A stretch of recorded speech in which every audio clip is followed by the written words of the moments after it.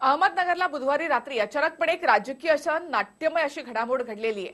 अहमदनगरला काँग्रेस नेते राधाकृष्ण विखे पाटील यांनी खासदार दिलीप गांधी यांची त्यांच्या निवासस्थानी जाऊन भेट घेतली।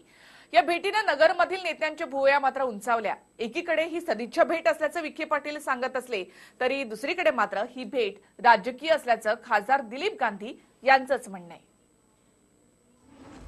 नगरमध्ये राजकीय घडामोडींना वेग।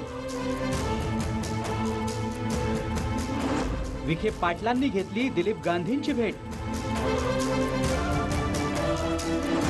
विखे पाटील म्हणतात ही तर सदिच्छा भेट, दिलीप गांधी म्हणतात ही राजकीय भेट। नेमकं काय घडतंय अहमदनगरच्या राजकारणात? अहमदनगरमध्ये बुधवारी रात्री अचानक काँग्रेसचे नेते राधाकृष्ण विखे पाटील यांनी खासदार दिलीप गांधी यांच्या निवासस्थानी जाऊन भेट घेतल्यानं राजकीय चर्चांना उधाण आलंय। रात्री 10च्या सुमारास मीडियापासून लपत छपत विखे पाटील दिलीप गांधी यांच्या निवासस्थानी पोहोचले। बरेच दिवस भेटलो नव्हतो म्हणून ही सदिच्छा भेट असल्याचं विखे पाटलांनी सांगितलंय। हे माझंच घर असून आमचा जुना स्नेह असल्याचं विखेंचं म्हणणं आहे। बऱ्याच दिवस खासदारांची भेट नव्हती, असताना भेटलो, मला आज त्याची भेट झाली आणि आमचा जुना स्नेह आहे ना, तसं काही निवडणुकीसाठीच भेटलं असं काही नाही। आनंदी दिसता भेटी मी म्हटलं मी दुःखी नसतो कधी तुम्हाला, आणि त्या असं आपल्याला खासदार गांधी साहेबांच्या घरी येणं हे माझंच घर आहे, घरी यायलाचा आनंद आहे तुम्हाला ना।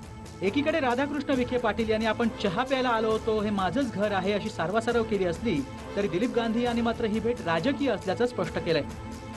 भेटीचा तपशील आपण देऊ शकत नसल्याचंही दिलीप गांधींचं म्हणणं आहे। काही चर्चा सगळीच तुम्हाला थोडी सांगता येणार आहे मला।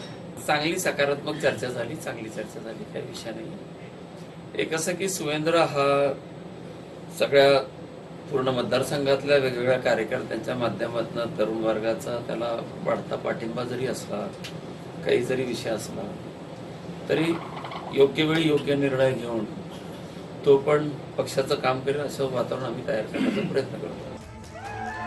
नगरच्या पारंपरिक मतदारसंघातनं लोकसभा 2019च्या तिकीट वाटपात भाजपने दिलीप गांधी यांचा पत्ता कट करून विखे पाटलांचे चिरंजीव सुजय विखे पाटील यांना उमेदवारी देऊ केली आहे। त्यामुळे साहजिकच दुखावल्या गेलेल्या दिलीप गांधी यांनी नव्हे तर त्यांच्या मुलाने म्हणजे सुवेंद्र गांधींनी बंडाचं निशाण फडकवत अपक्ष म्हणून आपला दावा मांडलाय। तशी नाराजीही त्यांनी उघडपणे बोलून दाखवली होती।